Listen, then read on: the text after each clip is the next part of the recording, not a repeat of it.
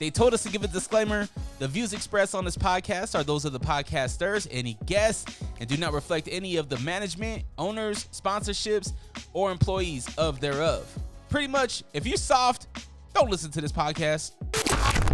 One thing I pride myself on is just being the same and trying to look out for my folks along the way. Like, even with all these, big things happening, like, you still mad humble, and you still, like, you have enough clout now where you could easily be like, I'm not fucking with this, I'm not fucking with that. Oh yeah, motherfuckers, it's on. Unrestricted Podcast listeners, thank you so much for clicking play. Because of you, those numbers are going up, up, and up. Now, if you want to support this channel, if you want to support this podcast, maybe a monetary donation, my website has t-shirts, hoodies.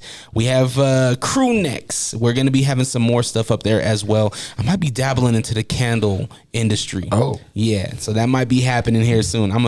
You can see all my collection of candles in the back. I'm a fan of candles, so I'm like, man, why not just make my own? It's not that hard. So, yeah, check the website out. allrawk.com. That's ALLRAWK.com. Now today I got a very special guest across from me. My friend, you guys know him, Zack Partridge with Fierce Fighting Championship is in the building. Now Zack, a lot has going on, not only with Fierce, but just in the industry in general. I have some notes here. What I want to talk about. Okay. One, obviously, Fierce Fighting Championship. We have the Challenger Series. We have Bear Lake. We have Bareknuckle Fighting. We have a lot, man. We have a lot here. What I want to start with is what we seen last night. Our boy, the heavyweight of Utah, Kent Mafileo, gets called up to the PFL. I want to start there. How did all this thing come about? Have you talked to Kent? How did the call up come? It seems short notice. It was short notice. He obviously looked phenomenal. He looked back to his. I won't even say people like, oh, it looked like the old Kent on August 3rd. It didn't look like the old Kent. It looked like an evolved Kent to me. And but he was back. He had that look in his eye. He was very serious. He was locked in. He was focused. And when he fights like that, I think he's a very difficult fighter for anybody to deal with. We saw back in February when he lost for the first time as a pro to Jared. He didn't have the same swagger that night. Mm-hmm. He didn't have the same intensity in his eyes. Talk to Kent. There's a lot of reasons. He won't say them. Not my place to say them. Not excuses. Just reality of the situation that he had to learn and grow from. I do know this. Every time we've seen Kent, though, every time he's lost, he's come back better.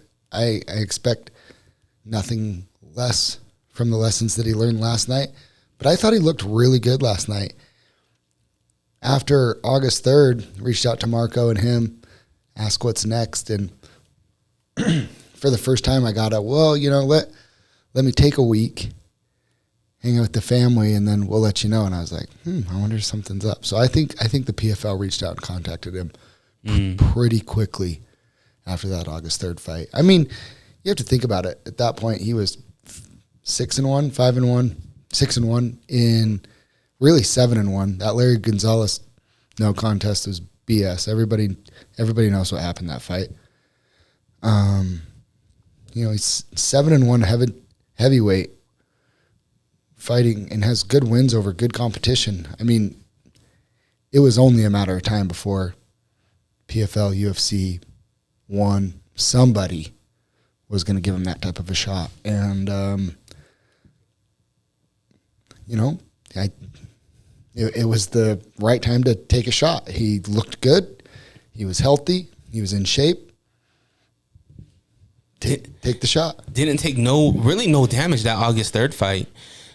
Backing up a little bit to kind of the timeline of Kent from when he was champion, losing the belt to Vandera. Did he win his fight, by the way? He did last night. Did he? He won by decision. Yep. Congratulations to him. He's the fierce heavyweight champion right now. Congrats to him. Losing that fight, going to UVU, winning that fight against a guy that, to me, he hasn't fought that kind of guy that's shorter, stockier, surprisingly quick, fast. Yeah. Like that dude, that was a great fight. Yeah, and I'll just be frank with it. I was really annoyed with people saying, "Oh, Kent didn't look good, this and that." He had a bit of a slow start in that fight, But I thought he did some things really well in that fight. And he did what somebody on Kent's level is supposed to do. Maybe didn't have his best round, stayed in it, stayed composed, whatever, went back to his corner, talked over some things with his corners, made some adjustments, came out in the second round, got the finish. Like, that's what you're supposed to do. Like, fighting isn't a game where it's like you have to be on every single time. Like, for you to be on every single time you walk to the cage is almost impossible. Mm-hmm. Some nights you just don't feel it. I've personally experienced it. I've personally experienced fight nights where I literally did not want to walk to the cage, not out of fear. Like, I just didn't feel like doing it right then. Mm-hmm. It was a March show. I was watching March Madness on the phone, and my coach said, come on, let's go warm up. And I said, I'm not going to warm up this time. What? I'm just going to walk out. Like, I don't want to be there. And like, I'm not saying this has happened with Kent, but I'm just saying, like, there's so many emotions on any given night. Sometimes you just don't want to be there when it comes down to it. For whatever reason, you got personal stuff going on in your life, personal stresses, job, relationships, work, family, whatever. Like, there's so much that goes into fighting to be on and locked in and focused. That's a skill to learn how to make sure you're there every night. But the really good ones get the job done even when they're not there. Mm-hmm. And that's what Kent did in April, I felt like. There was something that started slow, but he showed how good he was to be able to make those adjustments and do what he was supposed to do in April. Fast forward, August 3rd, Maverick Center, Kent's back. He's now the headliner because Mike Jones's opponent fell out, which we'll talk about. He's fighting a guy nicknamed Megaton. Mm-hmm. A huge individual. Yeah, he's a big boy. From both spectrums of the body types, right? He went from fighting this dude from Arizona that's shorter, stockier, quicker, to this dude named Megaton from Florida, I believe, who honestly looks like to me, he looked like Roman Reigns. Yeah, like a Roman Reigns that's face. That's a good one, yeah. And just super long arms, buff dude, just looks like a mega force of a guy, right? Powerhouse. Why make this matchup? Why was this a good matchup for Kent? Why was it a good matchup for Megaton? So the reality is, again, why the PFL wanted Kent, the heavyweight pool is really small. Mm. And I love what Marco said, Kent's coach, is everybody at this level is tough. Everybody Kent's fighting from here on out is tough. He has gotten to a new level where there's no bounce backs. There's no gimmies anymore. They're all tough. But in the very next breath, Kent's really tough too. Yeah. Like, put yourself in their shoes. You have to come into his home state. You have to travel to his backyard and fight him here. And he's dicing people up with elbows and he's putting people away. And I mean, the reason why you make that fight record wise and stuff, I'll say this, hats off to Tarpley. I reached out to him and said, I have 2 heavyweights that I have to match. Zeke Latu was 4-3. He was 4-3. I thought that was the fight to make. I thought I was going to be matching Kent with another one of his former opponents.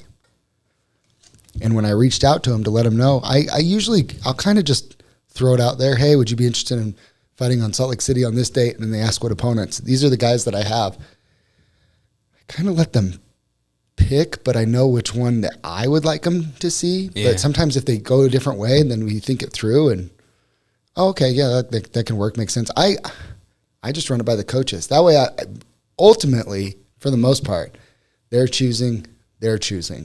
I'm just the middleman trying to make it happen. Gotcha. I'm not necessarily being like, you are fighting him all the time. Sometimes that's how the way it has to happen. Yeah. But sometimes, that one.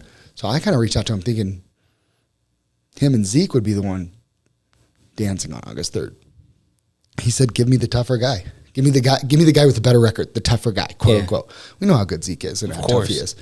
But that's what he said. He said, I want the guy with the bigger record, but I have a teammate that'll fight your 4-3 guy. And I was like, oh, okay. Let me run it by their team. Teammate versus teammates, like, that'll be fun. So I sent it to Marco, and that's how that happened. So Kent gets this fight. I'm watching it. I'm nervous always. Whenever the boys fight, I'm always nervous. My gut's in knots. And I see Kent come out, and he just looks really sharp. He looks like like we've talked about, the evolution of Kent Mafileo. You could tell that he's really putting in everything that he's learning in the gym. He's putting in that night. And it seemed like he was throwing all the right things, and he catches them with some heavy shots. Dude, Megaton doesn't go down. No. Megaton hits Kent with some shots, and Kent doesn't go down. Yeah. And it's just like, wow, this great fight, and then Kent ends up getting the finish. He broke him. Such a great fight. He had that look in his eyes too. It's a little different. You could see it. Like you could see the intensity level in his eyes. Like I think he heard, like, you know, you lose to Vandera, and then I think he heard a lot of the noise of people saying he didn't look good in April. Like I felt like August was coming to make a statement. First time fighting as a father too. Yeah. You never know if that changes people's effects mentality, whatever. Maybe it has nothing to do with it. Maybe it has everything to do with it. Maybe it just has to do with he just needed to come in and make that statement. First time fighting back in the Maverick Center since he lost to Vandera. You know, like, yeah, there was a lot that goes into it. I don't want to speak for Kent, but I do know that when Kent has that focus and that look in his eye, and he comes in, the way he started that fight, he went right to the center of the cage, started pumping his jab, went to work like right away. When that Kent comes out, he's hard to deal with. He said it in his press conference with Laporte. Like, I'm a father now. That's the biggest thing. Like, I'm a father. And I think as dads, we know what it's like to have this like thing where we have to win as fathers, right? We have to win. So I think it's really dope to see where he's at now. Now, PFL, when they announce it, I'm ecstatic, right? Anytime one of our guys gets called up, I'm like, hell yeah, it's working. Like you said on your social media, you're like, this is what Fierce is about. Yeah. It's about getting these guys to the next level. Yeah. So what sense of joy do you get hearing these things and seeing these things? Kent was special for me because me and Kent have a little bit of a, like, I want to say like history or whatever, but like a little backstory. Like our friendship goes beyond way past when I started taking over Fierce and like helping at Fierce. I mean, there's just moments that I think back of. I have a couple friends. I'm very close, you know, at my gym and everything, but I have a couple relationships with fighters in the Utah MMA community outside of my gym. And Kent's one, two, three that I really value. And it's been just a series of like little things that have just built up a lot. I remember his pro debut. I was the pay-per-view commentator for Fierce. That's it. I wasn't doing any matchmaking yet, but I was on the broadcast, and I just remember he was in kind of the penalty box area by the locker rooms, and he was just looking, and we just talked, and I don't even remember what I said, but he told me later that what I told him that night like meant something to him. And I think we just understand, like we just have this like, I don't know, mutual respect and understanding of who we are as men and as people, and we've just connected over it. Kent just rides so hard for Fierce and Utah MMA. What I love about Kent too, like he's at all the Still Fist fights. He comes to the Fierce fights even when he's not fighting. He drives down, bought a table, goes down to Price to go support guys. He's everywhere. He goes up to Warehouse 22. I mean, I don't know. Chris Ventura's fighting up in Bear Lake September 14th. I wouldn't be surprised if he drives up to Bear Lake. Like he's all over. He came down to St. George for my fight. Mm-hmm. He's everywhere. Like he's the reason why we made that Land of the Heavyweights campaign with him as his outline, because like he's breeding this. He is one of the fighters that's being a pillar in this community of bringing Utah MMA to another level. Like he's trying to elevate everybody, supporting the amateurs, supports the other pros. He's kind of that guy. Mm-hmm. Yeah, great example of what you want in your athletes, right? The guys that you bring on to Fierce. I think he's a great example of what you would want. Seeing him at PFL, I'm watching it alone. The wife and my son, they went shopping. I'm like, I'm staying home. I can't miss this fight. I gotta watch it live. I don't want the text afterwards. I gotta watch this live. So he's a second fight, and just see. I don't know the PFL guys. Obviously, I know of like OC and stuff like that, but it's almost seemed like they were just writing off writing off Kent. Yeah. It almost, just the commentary, maybe it's just because it was short notice, they really don't know much about Kent and his history and what's going on currently, because they were mentioning old coaches and stuff like that. Yeah, I mean, there's a lot that can go into that. I think, you know, it shows us how lucky we are to have Blake at Fierce. Like, stuff like that doesn't happen at Fierce. Like, Blake doesn't make mistakes like that. And I don't know if that was, you know, I don't know if that was Sean O'Connell or the guy that maybe like preps notes for him, or a producer or somebody, but somebody screwed up there. I thought that was pretty disrespectful to Marco.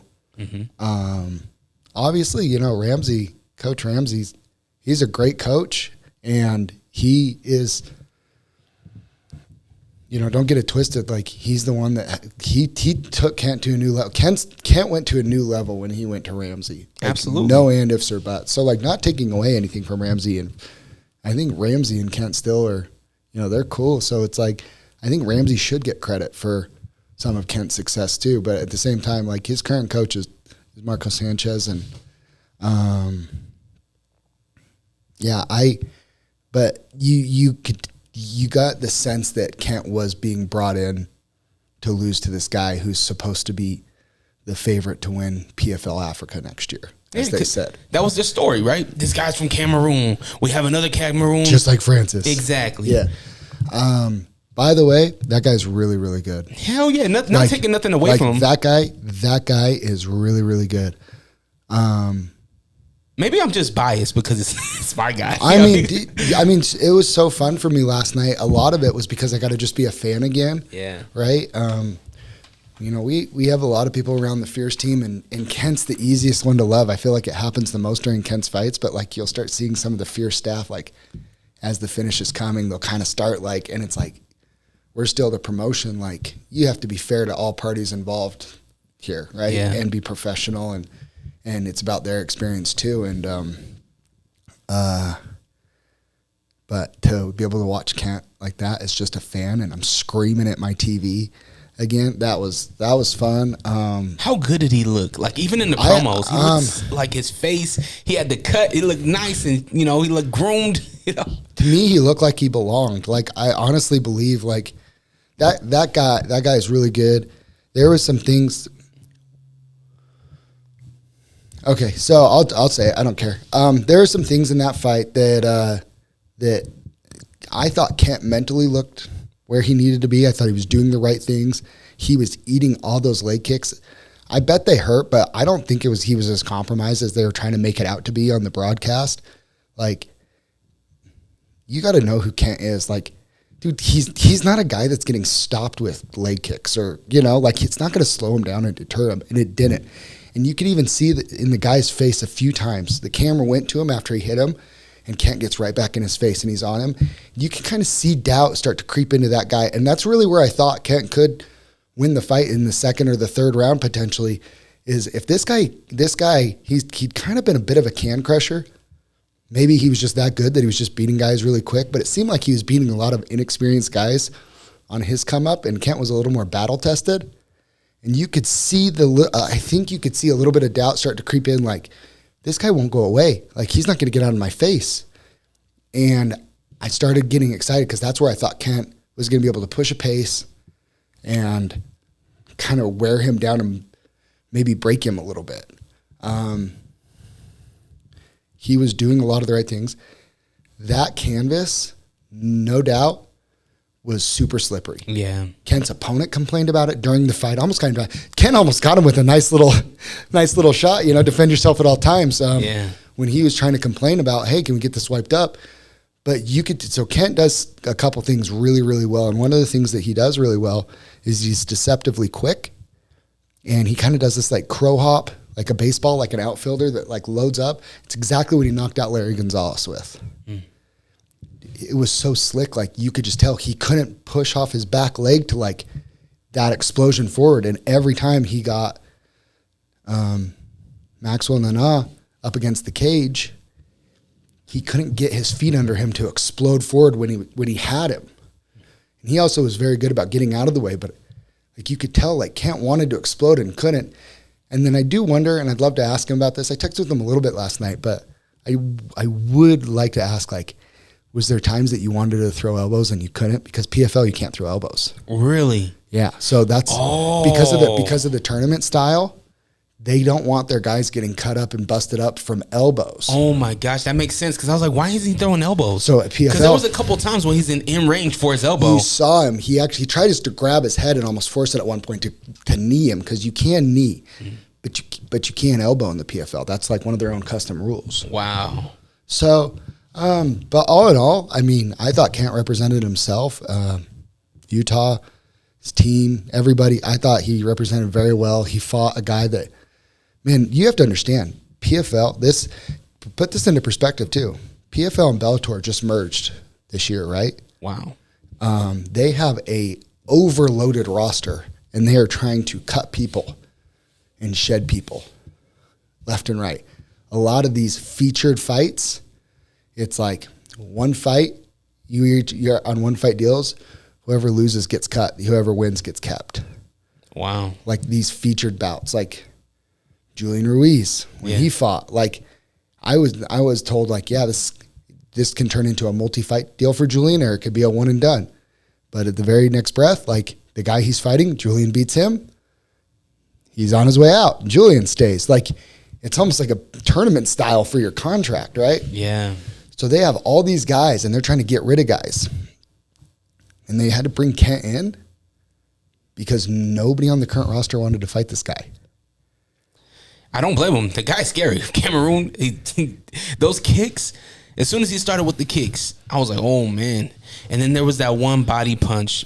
I think it was the third round. Second round. round. I think that was the one that was it kind of took it was a perfect one. And Kent didn't wilt to it, and I don't think people understand like what a good body punch can do to somebody, but I don't know. I thought Kent showed that he belonged, because I'm not kidding. Like, I had a local fighter that I respect his knowledge a lot. I'm not going to say his name because his head will get too big, but he'll know who it is. When I say it, I respect him a lot. He goes, that guy's a problem, and he probably beats everybody in the UFC outside of the top 10 right now. That's how good that guy is. Wow. And I agree. He's a problem. I get really frustrated when I watch some of our guys not get some of the shots. But, like, there's guys in the UFC, I'm like, Kent beats that guy right now. Like, I'll watch some heavyweights, I'm like, Kent smokes that guy. Or I'll watch that guy and be like, Zeke can beat that guy.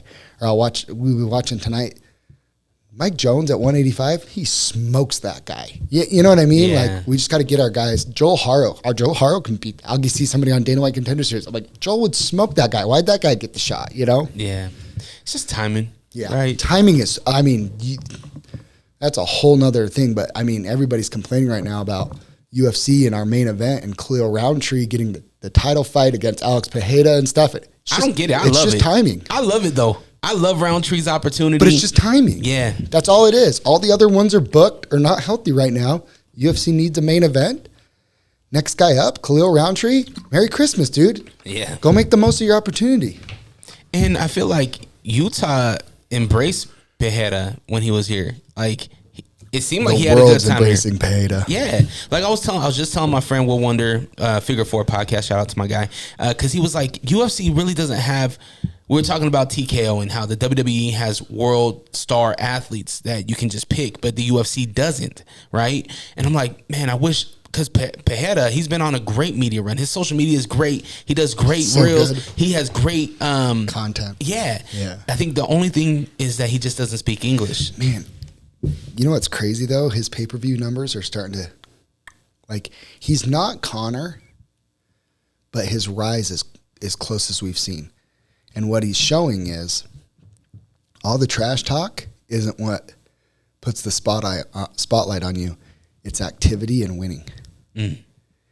If you look at his last 4 fights, last 4 main event, UFC main events, correlates exact, like within 2 days of what Conor's rise was when he fought Mendez, Aldo,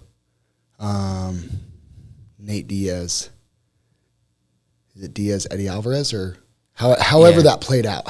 Whatever, like 2016. But Pereira's almost like timeline-wise recreating what Conor did in 2016-17. He just doesn't have the trash talk to go with it. But his numbers, like, he's not like all time like Conor, but the run that he's on for activity is almost is the second best thing that the UFC's seen numbers wise, and all he says is Chama. Yeah. You know, and it shows like actually to be a superstar in MMA, you just have to be active and win. You don't have to do all the WWE personality stuff unless it's natural for you. The reason why it works for Conor is it's very natural for him. Yeah. It's not Colby Covington. Yeah. Which I enjoy Colby too, but It's a little cringy. When Cejudo tried to do it, I was like, ugh. I wasn't a fan of Cejudo's cringe, but Pereira, that dude. He has the walkout. Everybody knows what he's about to do with the arrow. He has the stone face, but he has an incredible sense of humor too. Exactly. When he did to Jamal and he was doing the dude, that was like an iconic yeah. Or even working with Strickland, it's like it shows that he's a humble dude. Like he's fine. Cheering for Izzy and then posting.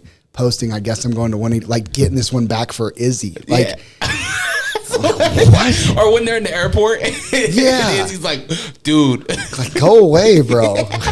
Yeah, no, he's one of the most likable people the UFC's ever seen, I think, and I think it would help if he spoke English, but at the same time, I think that there's this. You know, I don't know. The fans just like connect with him through his language of fighting and his sense of humor and his social media. Like, he's obviously very funny. Like, does he go back down to fight Duplessis? No. You think he stays where he's at? Duplessis is going to go up. So they'll fight at light heavyweight? I think so. Wow. Duplessis was a 185, 205 champ in the organization he was in before he got signed to the UFC. So he's used to it. Gotcha. To me, it wouldn't make. I don't think it makes sense for Alex to go back down to 185. Other than to be champ. He hasn't done it yet. He's going to go up to heavyweight and do that. Does he get past Aspinall? Probably not. That's tough, man. I don't know. Probably not. I think Tom gets him. I think Tom gets everybody. Do we get John and Stipe? I heard that Stipe might be hurt. Those rumors are starting to float. No. But then we'd get John and Tom. I don't know if I want that for John though. John beats him 10 years ago. I don't think he beats him now. That's what I'm saying. I mean, I'll put that out there. I think Tom's the guy now. Like, to John's credit, he's like, you know, you've always said the next guy is going to be the guy to beat me. Like, we could chase this ghost forever. But if he doesn't fight Tom, there's always going to be an asterisk because I think people like the way Tom looks. Like, he looks like the future GOAT. Heck yeah. And to be quite fair, Cyril Gane is not Tom Aspinall. No. So it's like, even as great as Stipe is not Tom Aspinall. Tom's best attribute is his jiu-jitsu, and he hasn't even really used it yet. Oh, my goodness. And we really haven't even seen John at heavyweight either. Not really. But I mean, to me, we already learned everything we needed to know about Tom. Mm-hmm. When he stepped up on 2 weeks' notice to fight for the interim title against Sergey Pavlovich, the scariest Russian. This is Fedor 2.0. He's murking everybody. And even Tom said, I was scared. He hurt his back. He couldn't train for the 2 weeks leading up to it. He didn't even know what he was going to be. He didn't even know what he was going to be able to do. And he comes out there and murks him and bets on himself. And he gives that incredible post-fight speech that I've tried to, like, I wish fighters would listen to. Like, if you're that guy, if you think you're that good, bet on yourself. Mm-hmm. Bet on yourself, because only good will come from it. And if you lose, like, it's not who cares, because, like, losing hurts, right? Like, more than anything, it hurts here. I asked Kent how he was, and he said, my heart's heavy, you know? Yeah. Like losing hurts here. The physical stuff all heals. But it's like, so you have to deal with that with yourself, but everybody else's opinion and stuff, like, who cares? They're not the ones getting in the cage. Like, I'd rather lose betting on myself and finding out than not fighting at all and wondering. Are you sick of podcasts that just interview people with the same questions and gossiping nonsense? Are you tired of hearing about what's wrong with the world? Can you locate your nearest orphanage? Who cooked the Last Supper? R.I.P. Mr. Potato Head. Seppuku Harakiri. Where is Mavis Beacon? This is Hos. And this is host Beefy. Listen to the Beans and Rice podcast. Exclusively in Braille and all streaming platforms. Patent pending. No pukesters helping me to the left, and no pukesters helping me to the right. Didn't need them then, don't need them now. You are the ex-champion only. Now this is the way, Tony and David, that you do the figure 4 leg lock. Do you love wrestling? Do you believe that Stone Cold Steve Austin is the greatest entertainer of all time? Or maybe that Shawn Michaels is the sexiest man alive? Or did you have a thing for Sonny from the years of 1994 to 1996 like I did? Did you know Yokozuna isn't even Japanese? If you could count the number of dimples on Rikishi's ass, this podcast is for you. Follow us, the Figure 4 Podcast on Instagram, at Figure 4 Podcast. And check us out on YouTube. Do it. Tell your punk ass friends about us. Yeah. Hey, yo, you're probably listening to the Unrestricted Podcast with Dre Rawka. We are? No, they are. Yeah, oh, right. Oh, wow. And I'm the real Ruby. You can catch me and Fonzie and the Funk. G-Daddy Funk on Lake Talk 801 Podcast. Yeah, but I think you have to come in more smoother, more funnier. Like, yeah, they could catch us on the Lake Talk 801 Podcast. Yeah, y'all can catch us on the Lake Talk 801. Yeah, and be like, and yeah, man, hey, and they could catch people like me, the real Ruby, and people like you, Fonzie, and people like him, G-Daddy Funk, wow, on that's the a Lake lot of Talk people. 801. Who cares? What did he say? Huh? I didn't hear him. I don't know, but this probably should be the ad. Are these on? Catch a new episode every Monday on all streaming platforms.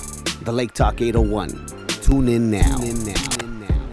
Do you equate the heartache to, I know I could beat that person? Oh, yeah. One of my first jiu-jitsu coaches, Lucas Montoya, he taught me something that's always stuck with me. All fighters justify in their heads why they lose. That's what gives us the courage to go back in there and try again. Yeah. So UFC 307, we talked about the headline. Co-main event, solid. We get Sterling. What's that? Meh. You don't like it? I love Raquel Pennington. She's been one of my favorites since she was on The Ultimate Fighter. Like, I just think she's a cool, person. Yeah. I like watching her fight. I like her style. She's tough. She's hard and whatever. Her last fight was probably the worst title fight in the history of the UFC. Yeah. And Juliana Pena, there's something about Juliana Pena that I just cannot click with, and I don't like her. I guarantee you Pena's going to make it worth it. Watch. And she has to. I hope Rocky beats her, but I don't, because I don't know. Doesn't Pena have Utah ties? She came here and lost at Showdown to Deanna Bennett. Was that what it was? Yeah. Before she went on The Ultimate Fighter. She came to a Fierce show too, didn't she? Not Juliana Pena. No. Oh. Tracy Cortez did. Maybe that's what I'm thinking of. Maybe. Yeah. Julia Pena, she just annoys me. I mean, I wasn't even a fan of Amanda Nunes, but I was cheering for Amanda to shut Juliana Pena. I felt like she's just delusional. It was just weird. I don't know. Yeah. She rubbed me wrong. You know who I like really a lot, and it has nothing to do with 307, is Mackenzie Dern. Why do you like her? I love Mackenzie Dern because, one, she's a mom, and she's not afraid to get dirty. Yeah, I have jujitsu, but let me throw these hands. She is kind of tough. She's kind of a dog. Yes. For a jiu-jitsu girl that's trying to learn. So I watched, I think it was her first or second UFC fight. I was there. It was on the card that Brian Ortega fought Frankie Edgar at T-Mobile. Chris Cyborg was the headliner against somebody that didn't belong in the cage with her. Poor girl was shaking as she was walking. I'll never forget. That was weird. But Mackenzie Dern fought Ashley Yoder on that card. And Ashley Yoder, I truly believe, won that fight. And everybody else thought. And Mackenzie Dern still got her hand raised. And that was it was one of those ones where it just made me I was I just want to see her lose now. But I'll say this. I'll give her a ton of credit. She is very, very tough. Mm-hmm. And she's humble. She don't talk shit. And her striking is getting better. but she has some serious deficiencies. My favorite woman fighter of all time, though, is Valentina. I love That's a good Shevchenko. one. I mean, Valentina's a dog. Like, I hope she beats Alexa Grasso. I hope so. She needs But then to. what? That's the thing. This is what I hate about this. Alexa wins, then there's a draw. Then if Valentina wins, then we're going to do it a fourth time? Yeah, man. Why not? It's going to be Moreno and... Ugh. I don't want that. Okay, so we get Sterling. Sterling's cool. That's a really interesting, good fight. Who's he fighting again? Mozart Evovov. Yes. 18-0. Wow. Sterling's I think he ragdolls him. Think so? Do we get the old Sterling back? Or the I mean, the guy that's losing is losing to the top tier. I mean, top of the food chain guys when he lost, O'Malley. And he came back and he won his last fight, right? Mm-hmm. Like, they talk about elevation a lot. That was something that I kept hearing when they were here last time. For sure. Guys are gassed and blah, blah, blah. Usman lost because he was gassed and all this stuff. Are these guys coming out earlier? Do you think they're here about a month? Some of them are. Like Dustin Poirier, I know, was out here for an entire 4 weeks before his fight with Gaethje. Obviously, Gaethje trains in Colorado, so I don't think he came out too early. But I'll say this, August 3rd. 2 guys. Orlando Sanders, who beat Nino Janao, August 3rd, came up from Vegas. Barrington Bishop came up from Florida, sea level, and beat our boy Johan Rubio. Both of those guys that won took those fights on short notice, came up to Salt Lake from sea level. I don't know if Vegas is straight sea level, but quite a bit lower elevation. And they were in fight shape. Orlando went all 3 rounds with Nino. And Barrington said, I thought elevation was going to play a bigger factor, and it didn't. I think it kind of opened my eyes a little bit that if you're in fight shape, you're in fight shape. You might be a little more tired, but if you're in fight shape, you're going to be in fight shape.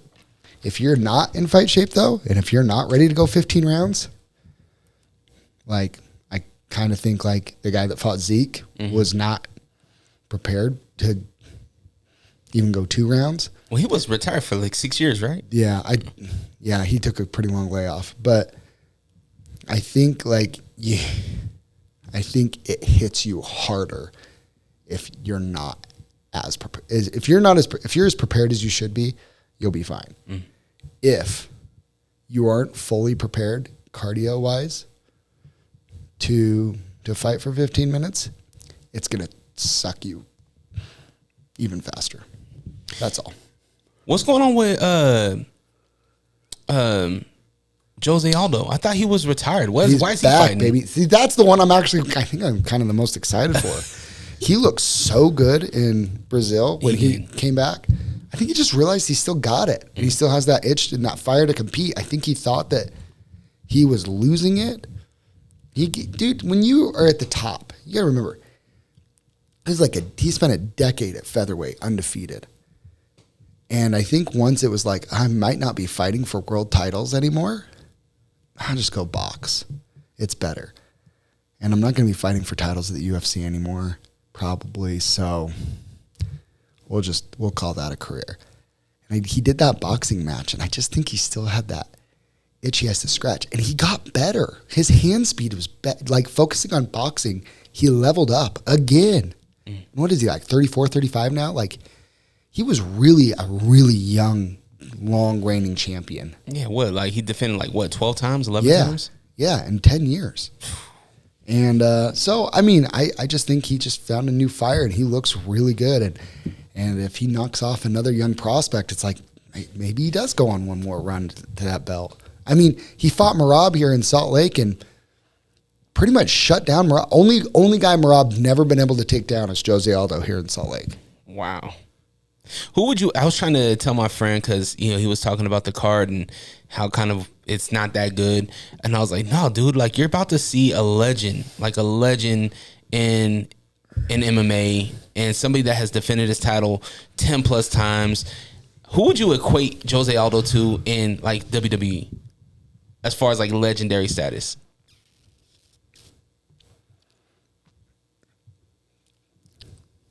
Shawn Michaels. Would it be Shawn Michaels? I was gonna say Flair. Okay, not bad. Yeah, but I just mean like the guy that when Shawn was younger, and he was always in that main event, Mr. WrestleMania, putting on the big, like he was that guy for so long. But even when the new generation came and Shawn Michaels was still around, like he was still that guy. Like you got to realize, like he was fighting. Jose fought Max twice, and he fought Volk, and he's fought Marab, and he fought Petr Yan. He fought all these. He's just fighting top of the food chain guys, but he's always right around, like, even if he's not the main event, he kind of is. Like the first time they came to Salt Lake, like that was the fight I wanted to see, is like, because I thought this was the last time we would ever have Jose Aldo fighting in the UFC. And I'm like, we get to watch it here. Like we have to go. Yeah. Like he's that guy. You already got your tickets? No. My thing about ticket pricing, who can afford that? So you gotta have a payment plan for a damn ticket. I don't know how many people are listening, but I'm gonna give them the tidbit. So the UFC has a sold out streak. I bought my tickets for me and Hunter last time to $291. We got their tickets like on fight week. If you wait until like the day of or the day before, those ticket prices drop pretty fast. Now, you're not guaranteed to get like the tickets you want, but like if you're willing to just find a deal, take it, and get in the building, and you wait till like the day before the fights, and you get on Ticketmaster or wherever, those prices start coming down pretty quick. Do you think, because I was looking at ticket pricing, I was kind of doing some math, right? Because I know how much they want to sell out these shows. They're probably leaving with what, 1.2? They'll report it. They're a publicly traded company. They'll report it. But yeah, I think last year it was something like that, over right? $1 million. Do you think? And I don't know if this is the right thing. I'm just kind of speaking at a thought. Do you think that by some chance Utah athletes should see some type of something from that? Do you think the UFC should have? I don't want to say obligation, but do you think that there should be some type of like give back to the community if they're making that much money off of the community? Well, as a promoter, yeah, I wish, but the reality is they are. I mean, so FightCon, who we've partnered with, if you notice, they're October 5th as well at the Sandytown. They're the Mountain America Expo Center in Sandy. We were supposed to be putting on a mega card that night, October 5th, that we'd been planning since March. I get a phone call from somebody on the inside saying, "Hey, you're supposed to be doing fights on October 5th, right?" And I said, "Yep, we're going to have a huge show, huge announcement in the next month or two. We were going to stack it like the who's who of Utah and MMA, and we were going to stack that card up, and it was going to be the main event of FightCon, which is going to be a really cool event. They're going to have wrestling. Hoist Gracie's going to be there. I think the Diaz brothers are going to be there with Jake Shields. Camille Moulton, the boxer, he'll be there. I mean, they got USA Wrestling, USA Boxing, Judo, Jiu-Jitsu, Impact Jiu-Jitsu competition. They got everything combat sports is happening there at that time. And we were supposed to be like the main event Saturday night was a Fierce Fighting Championship mega card. A couple title fights, like huge deal. And then I get the phone call. Hey, the UFC's they're gonna come back to the Delta Center on that date. It's like, man. I'm like, can they like at least kick us some money or something to like we're gonna lose our date? And they're like, just the way it works, like with the government and the city and stuff, it's like, you know, they bring in tens of millions, if not hundreds of millions of dollars of revenue to the city. Mm-hmm. Restaurants, hotels, everything else that goes around it. So like when they come, they are giving back to the community. Yeah, but it's not the fight community. But it's not the fight. But I'll say this too, like, not to say that they need to. It's a business. They do. It's all business. But I just think it would be awesome it's our job to capitalize off of it. That's how I'm viewing it this year. So like last 2 years I've gone, I'm always wearing fierce stuff, whatever. And I'm talking to the people that's sitting by me at the UFC fights. And I'm like, there's like local fights like at the Maverick Center. Like, I can't remember last year, but it was like we had a card in like 4 weeks or something like that. And you invite people out, and like those are people that still come to the shows from 278 and 291, and like I'm there trying to like let them know like, hey, there's local fights here. Like we have guys that are like knocking on the door to the UFC, fighting at the Maverick Center 4 times a year. For what you paid for this one ticket, you can go buy a table like cage side. Yeah, and so those people, I see them. I see people that I invited from UFC, was it 278? Mm-hmm. I invited people from 278. Like I saw them at the show in August. That's awesome. So like it's going to take some time, but I think it's our job to try and figure out and capitalize on how to use the momentum from when the UFC comes to start bringing some of that crowd over to West Valley. Yeah. Okay, so we got the Challenger Series coming up. Yeah. September 7th. Yeah. Warehouse 22, the new home. By the way, we had the first event at Warehouse 22. Very fun, man. I love that venue.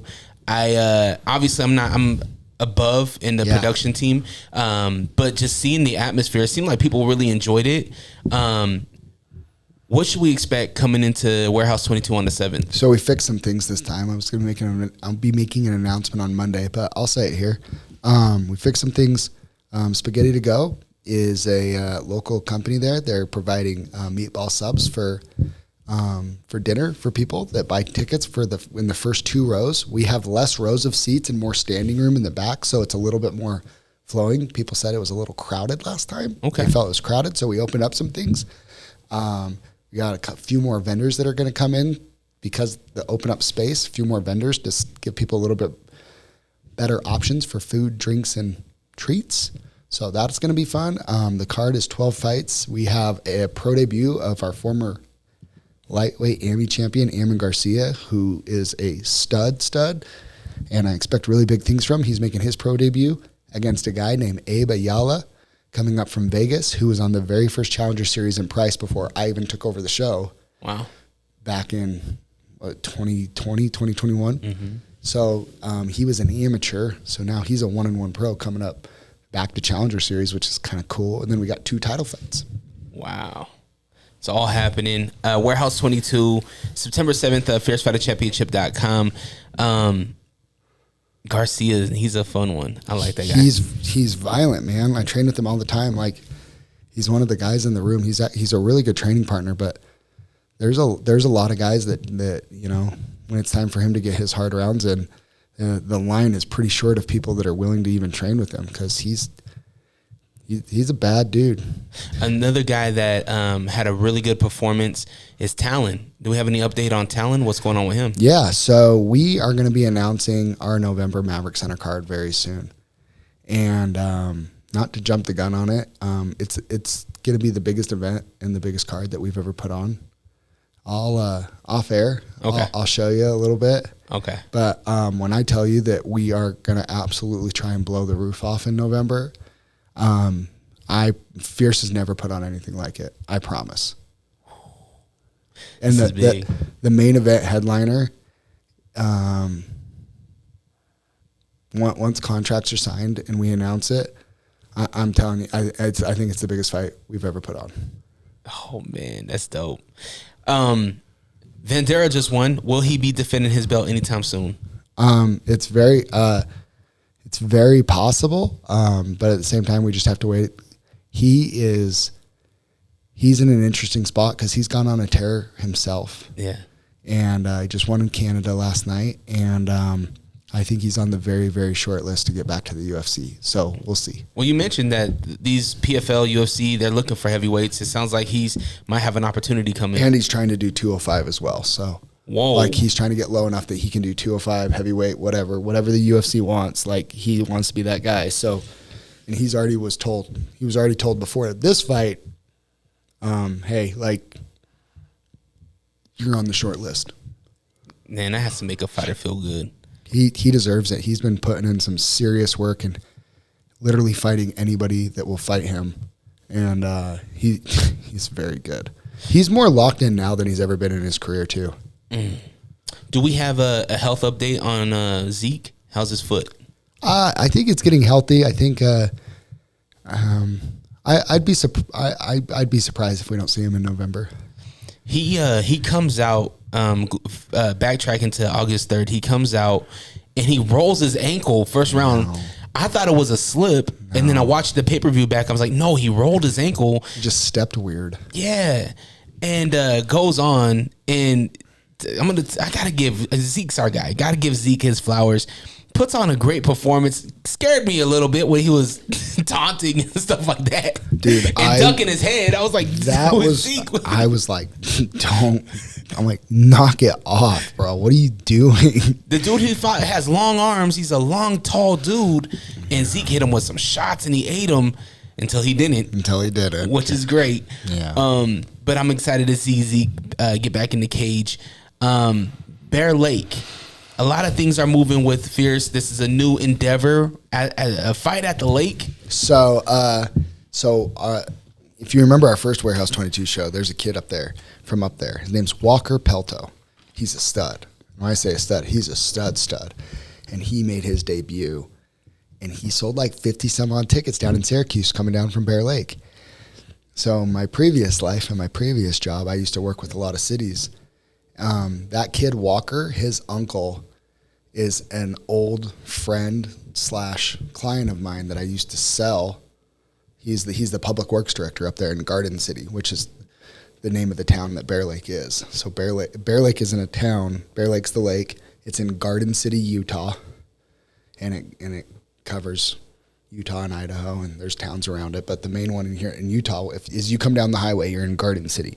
So the public works director is an old friend of mine, known him for 15 years. That's Walker's uncle. And he calls me on Monday and he goes, what would it take for you guys to come do a show up here? And I said, honestly, just show me how we can make money so it's a good business decision and have a good time.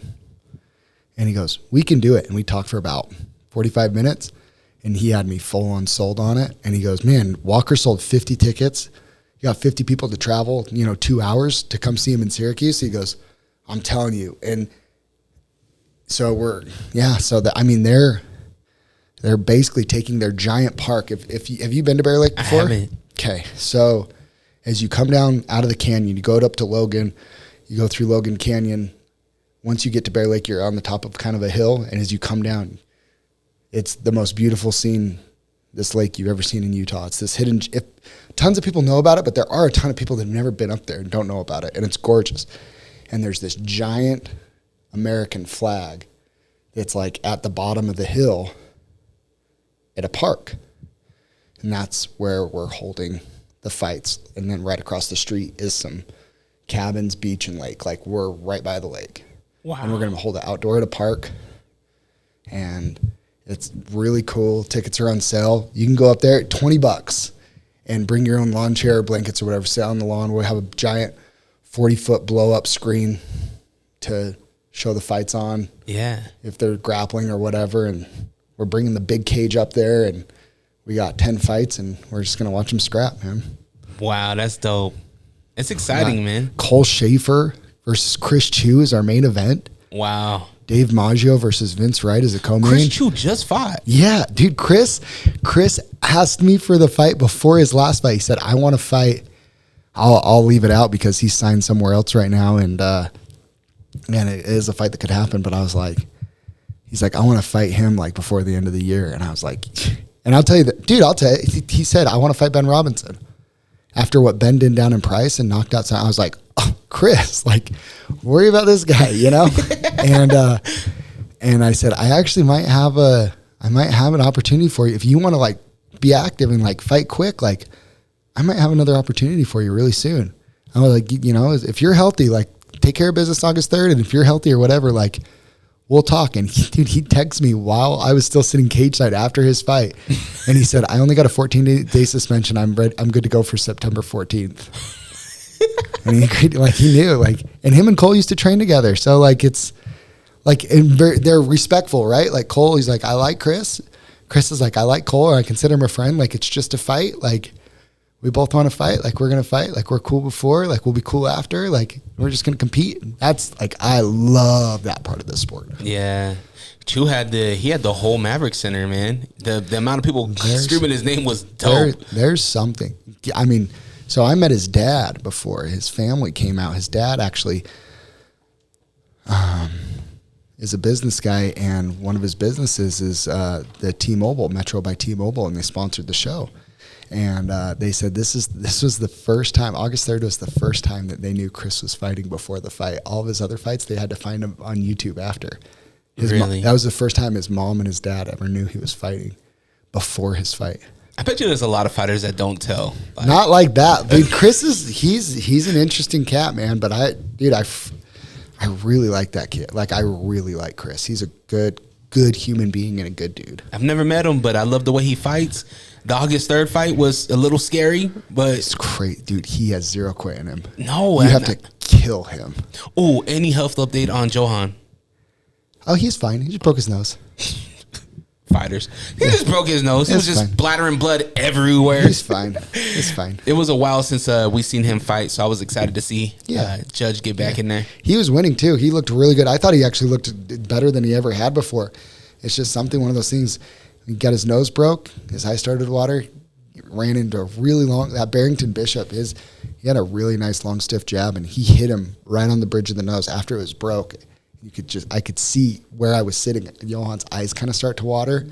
That perception gets off, and it was just kind of the beginning of the end. But up until that point, I thought Johan looked as good as he'd ever looked. And he's just, I think he's going to be a guy. I don't know his future with fighting. You know, he just got engaged. I think they just got married or going to get married really soon. And life's kind of looking a little different. He got promoted to being a detective. What? You know, all this stuff. Yeah, like cool. he's, and it's like, I don't know if like fighting is like the goal, but I really do believe he's always going to be a guy that's just beloved here in the Utah MMA scene. Yeah. I bet you Dominico was like, why didn't you stand with me the whole time? Bro.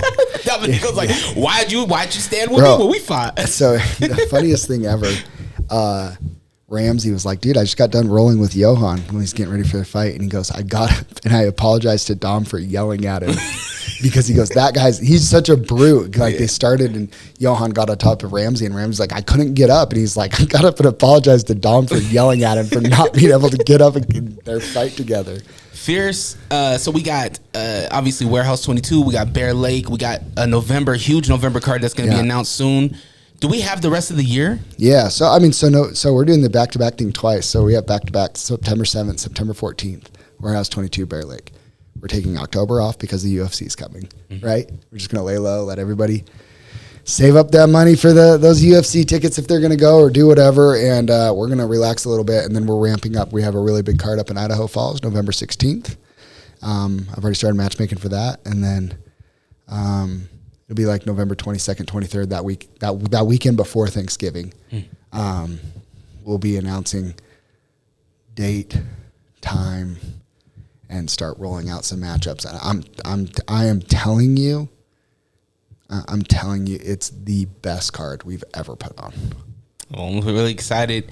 FierceFightingChampionship.com is how you can stay connected. Fierce Fighting Championship on Instagram as well. Great social media content. Great interviews with Blake O'Rulian. Really good conversations. He had one with Talon before his fight, and then Schaefer? Michael Pfeiffer, who's fighting Walker Pelto up in Bear Lake. And he looked good too. He's at good. Warehouse 22, and he's the only one that said yes to Walker Pelto. I'll say that. That's what I love about Michael Pfeiffer. Is like he is that guy that's willing to bet on himself that I was talking about, and he's learning that at a very young age. He's fought 4 times. I think 2 of those fights have been on like a week or less notice. What is he, about 6'2", 6'3"? I think he's like 6'4" for 185. He's huge. For 185. He has an unbelievable frame for 185. He's going to be a problem. He's been training for like, his first fight was my first fight back after my layoff down at Crown. What was that, like last September? So that was his first fight. He'd only been training like 6 months. He took that fight on a week's notice. Against Taylor, right? No, that was against Jason Ergel. Oh, that's right. He fought Taylor at Warehouse 22. Yeah.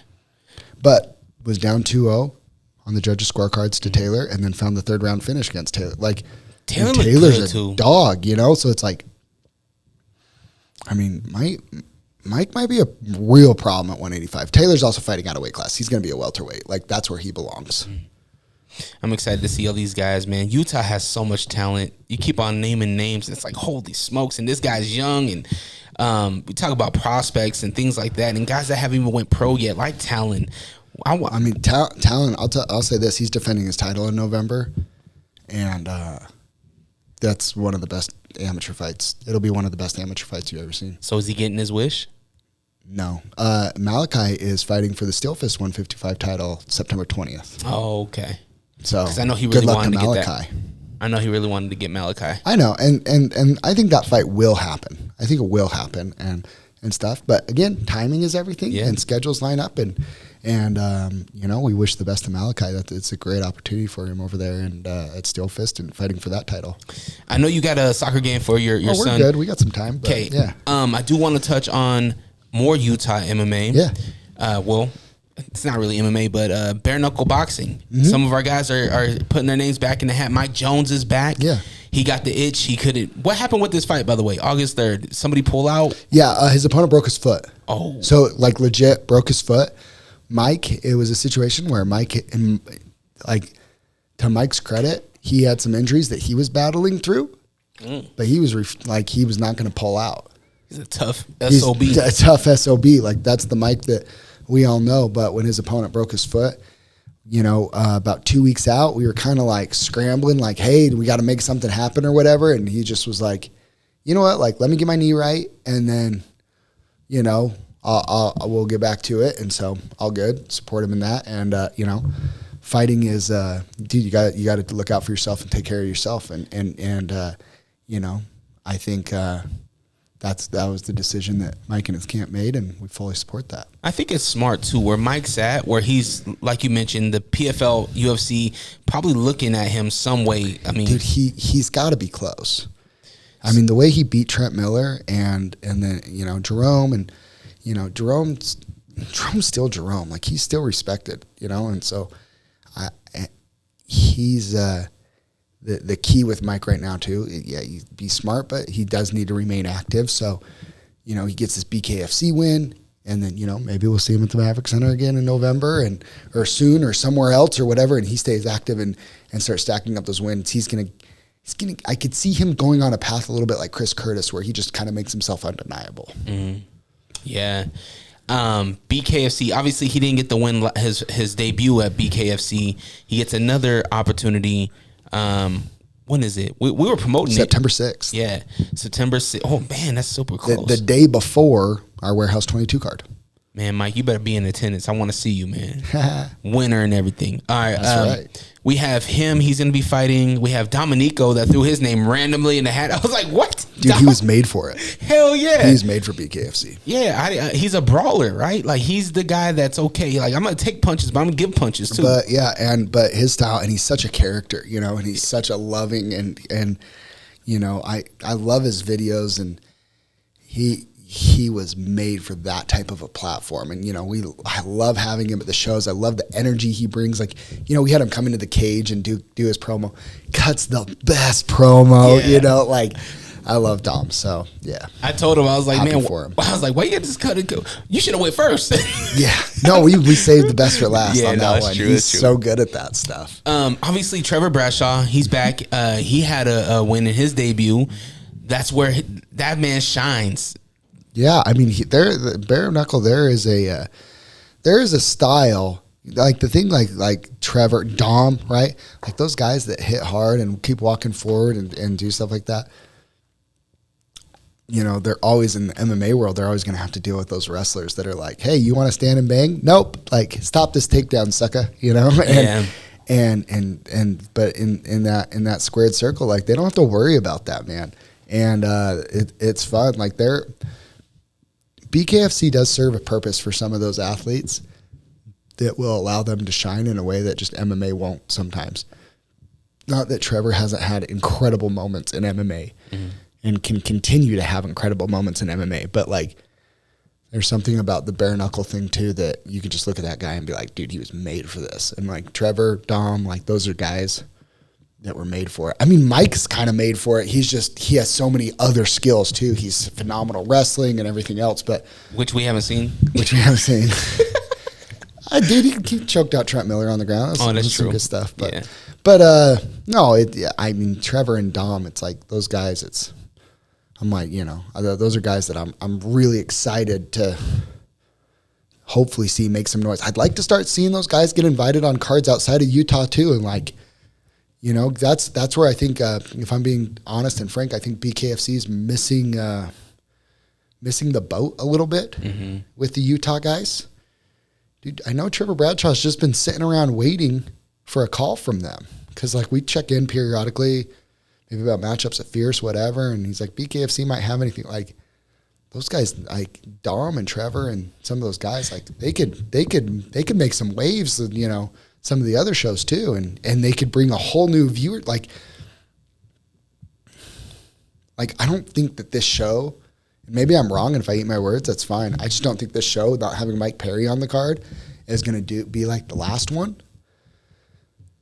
But it's like you guys got to build those guys up in the BKFC world a little bit, Yeah. Like Trevor and Dom, like some of these guys on the card, like they're worth the investment. Hell yeah, especially if they win. Yeah. Like Trevor had a great knockout. Yeah. Like, why not book him 3 months out? Yeah, like why not take him up to Montana or one of your Florida shows or California or whatever? It's been, a year since they've been here? December. So, yeah, just a little under a year. Yeah. There's no reason why Trevor shouldn't have had another fight with him. Between, Yeah. Hopefully that does happen. There was one more guy that's from here that's going to be fighting on there. There's a bunch. I mean, Troy Dennison, who Trevor fought, Zach Cavender just popped up on it. Ben Robinson just popped up on it. Really? Yeah. I mean, they're getting a bunch of Utah guys. But none of our Utah guys are on 307, huh?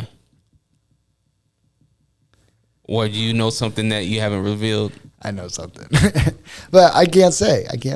I'll tell you. What's going on with Ben Moa? Why isn't he fighting? So, they called him, obviously. Another thing, I think BKFC dropped the ball. Ben's the biggest draw in Utah, and he put on an unbelievable show. He messaged Mark Hunt. When Mark Hunt got signed to the BKFC, they haven't found anybody that wants to fight him yet. Ben messaged Mark Hunt, and he's like, come to Salt Lake City. We'll put on a show for everybody. Like, Ben wants to fight Mark Hunt. Like, the freaking crazy man he is. I love Ben. But, man, he is, for those that don't know, he's got his 2 oldest boys playing football, college football at BYU right now. And then he has his youngest son, Celesi, who is a senior wide receiver at Fremont that is getting recruited by everybody. He's one of the top wide receivers in the country. He's getting letters from, offers from Oregon and USC and BYU and Utah. And I mean, just Bama and SEC, like you name it, like he's getting the offers. He's a stud. His kids that are at BYU are studs. Ice is a monster. Defensive end, just an absolute monster. But Celesi is, dude, he's a stud. Well, Ben coaches the high school team, and they're coming during high school football season. Did he teach Fremont or coach Fremont? Oh. He's a coach at not Fremont. Clearfield? No, maybe it is Fremont. Yeah, it is Fremont this year. They moved. They were at Weber, and then they just moved and they bought a new house, and so he's at Fremont this year. But he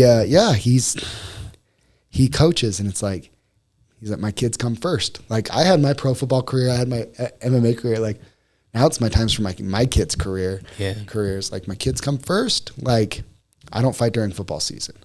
And I was like, hey, you dum-dums, like, you should at least came on a Saturday. Maybe we could have talked them into it. But, like, you're coming on a Friday. Like, he's coaching high school football now. He's not going to admit, Like, Friday Night Lights. Dang, bro. Dude, and they're coming during Friday Night Lights. Yeah. Yeah, that's different. Like, the Utah market, like, dude, we get behind our high school football. Yeah, absolutely. I'm excited. I get to go back to my Davis High for our 20-year celebration, our state title 20 years ago. I was on a state title team 20 years ago. I feel really old. I was on a state title team 20 years ago at Davis High. and they're doing a kind of a thing next weekend, next Friday night. Oh at our man, high that's school. dope. So do you have your Letterman just still? It's probably in a closet somewhere. Yeah, I still got my state championship ring on my desk somewhere too. But it'll be my first time my kids like see that, so that'll be cool. Dang, I wonder if they're gonna show highlights. Probably not. They didn't have cameras The back DVDs. then. Yeah, they just pop in the VHS on the digital board on this big screen. They have the AV kid. Where's the? Yeah. So bare knuckle is coming. Our guys, hopefully all of our guys win. We talked PFL. We talked UFC. We talked Fierce. What else? I think that's it, right? I got to come back quick. I got to come back when we get everything finalized, and we'll talk about that November card. And we're gonna do. We have a whole. So it's nice is we're cranking out cards every month, but since in Utah, we don't really have anything from September 7th at Warehouse 22. Like Bear Lake is kind of out in its own thing, so we don't really have anything in the Salt Lake market or close to it from September 7th till the right before Thanksgiving. Mm-hmm. So the lead up in the marketing to it is just going to be huge. Heck yeah. I mean, the team does a great job at it. Shout out to Blake. I realized that I appreciate Jackson more after hearing them butcher Kent's name on PFL. Jackson and Blake are so good at what they do. They're so good. But I was telling Wifey, I was like, man, like potential Blake could get called up to like audition for PFL or something. That'd be cool. Respectfully to those guys, I think he's better. Yeah, absolutely. Like he is. Yeah. I mean, if people understood the amount of attention to detail and work that he put in if you do a commentary team, like I had somebody fill in the commentary team and they're like, dude, like Blake just handed me a packet of paper to go over for the notes of the breakdowns of every fight. He's like, yeah. I'm like, I hope you read it. You're going to sound dumb next to him on the air. Like he's on point. Oh, I was going to ask you, Iman's fighting his debut. Cade. Yeah. Cade. So he has no fight before, right? No. So is it the Warehouse 22, the last one? Eric said, hey, when are you coming back here? And I said, I think in September. And he said, get Kane on the card. He wants to do kickboxing. And I'm not like, I don't like kickboxing. Mm-hmm. I'm not, I want to be an MMA show. But there's people that it's worth it. And it's worth it. And when Eric says, hey, I'd like you to do a kickboxing match for Kane. Like he wants to fight at Fierce. Like, will you do a kickboxing? Yeah. Like, I got you. Like, and Carson Newman, that's a great matchup. Carson took a fight for us on like 6 days notice up in Idaho Falls way back when. Didn't go his way, but now he's been training at the pit with Ramsey. Like, it'll be good. It's going to be a good fight. I did enjoy the only kickboxing fight that I remember was Kiwi. She opened up at Bonneville. Bonneville, yep. Yeah, and that was a lot of fun. There's 2 kickboxing matches that night. Okay. Yeah. So, yeah, it's going to happen every once in a while. Just, it's not something that I'm like super like eager to make happen all the time. When's Kiwi back? I don't know, man. She's doing some adult stuff right now, like okay, boyfriend and stuff like that. But she's training, and I think we're gonna see her with little gloves next time. Okay, too. So I'm pretty pumped about that. I hate it when somebody I see and I'm like, man, I like this person, and then they just go ghost. When was Bonneville? She's cool. March. That was March. Yeah, we're approaching March again. She's cool, but you'll see her. She's around at the shows. Okay. So. All right, Zach, where can we follow Fierce and all that good jazz? Fierce Fighting Championship at Fierce Fighting Championship. Check out our website, YouTube channel. That has the best content. Blake does a great job, but yeah, people are gonna see it. We're gonna make some waves. We've shifted. We have some new goals. We have some new partners. Shout out to all of our partners that are making a lot of things happen at Fierce, like Rockwell, Bet Online, Prime Labs, Bet Openly. Oh, Openly. We just partnered with another one called Moneyline Go. They're like a sports betting type thing, but like we're working out ways to get some stuff going in the Utah sports betting world, and that usually brings eyeballs.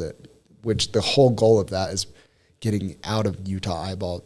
Bring people in looking into Utah and seeing all the incredible talent that we have here. Awesome, man. Well, go follow them. Go watch all the old pay-per-views. Leave some comments. Like, be engaged. As much as you're watching the content, engage. Leave a comment, even if it's just a fire emoji. it helps the algorithm, and that's something I'm learning is algorithms. But definitely support Utah MMA. These guys and gals, they put a lot on the line. They work really hard, which is it's hard when fights don't happen. Like Mike Jones, I felt so bad because we put together a great campaign, and I seen how much work it took, and it's like, oh man, payoff's coming for him though. He'll be good. Yeah. Go follow. Like, comment, subscribe, all that good stuff. You can follow me on Instagram as well at DreRawka, DreRawka. And if you are a fan of pro wrestling, check out my pro wrestling podcast called the Figure 4 Podcast, where me and my good friend Will Wonder, we talk pro wrestling. It's gearing up. We got Survivor Series coming up. We got Bad Blood coming up, leading into WrestleMania, so Royal Rumble and all that good stuff. So tune into that Figure the number 4 podcast on Instagram, allrock.com, ALLRAWK. Y'all have the day you deserve. Always protect your light. We're out. Peace.